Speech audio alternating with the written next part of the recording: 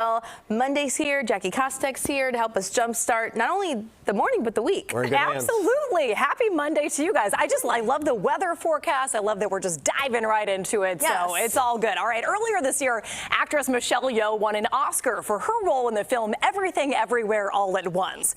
But in her real life, she's showing that it's not so bad to not do everything all at once. So after a 19-year engagement, Yeoh married her longtime fiance John Todt in Geneva just a few days ago. So the couple met in Shanghai back in 2004. So they got engaged less than 2 months after meeting, then waiting 6,992 days. What? Wow. Long engagement. I know.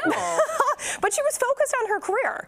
And everyone goes on their own timeline. There's no path to it. You can do things at your own. Exactly. You think they waited long enough, though? You think it's like it's a good partnership? Yeah. Okay, they got it down. All right. Well, a lot of people use apps when they're on the hunt for a potential romantic partner. Bumble is currently expanding its friend zone on purpose. So since 2016, the app, primarily used for dating, has had a toggle function which allows users to switch between Bumble Dating, Bumble BFF, and Bumble Biz for business connections. Well, now they're launching a standalone app called Bumble for Friends, which allows people to swipe on potential platonic connections. So in the new app, you can also start group chats with more than one connection.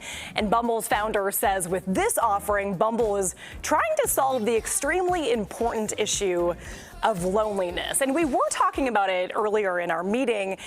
And we were saying that, you know, if you're moving to a new city and you don't know anyone in that city, this is a good option. And it's sort of the modern option of like, okay, how do you meet friends? Friends, in my opinion, are like more important than romantic partners at the beginning when you're just breaking into a new city. So I know. And I'm thinking, like, if you're an adult, where are you going to meet friends? And so if this can provide a place to say, hey, what are your interests? Okay, I have similar interests as that. Maybe you can connect with somebody. Good point. My question, though, is I know a few years ago when I was on the dating apps on Bumble, still am, yeah.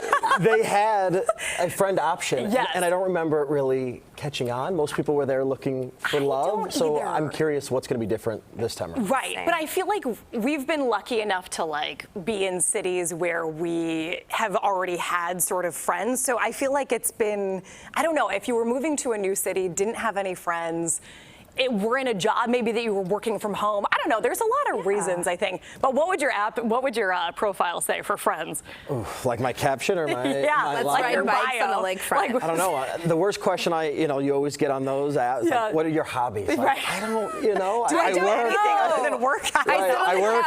I recuperate on the weekend and do it again. I go to Costco and sample. Yeah. Not that interesting. Right. Exactly. Oh well, we try to make it. You know, I don't know. Coffee, long walks on the beach, all the old stuff. Yeah. Still goes.